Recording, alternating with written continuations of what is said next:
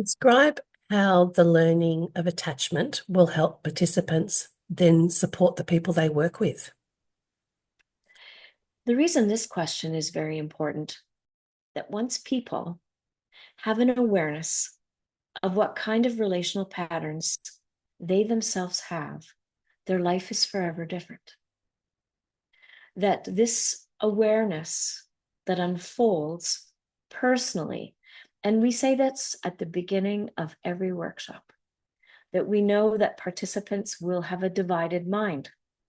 They will be taking in the information cognitively, but they will also be self-analyzing, reflecting on this information in themselves, in their spouse, in their children, in their extended family, in the people around them.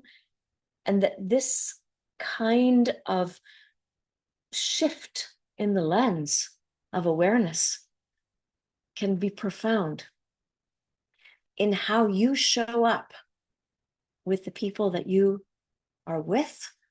And to me, this is not just for work, it's for life, and how we can be our best selves with the people that we engage with.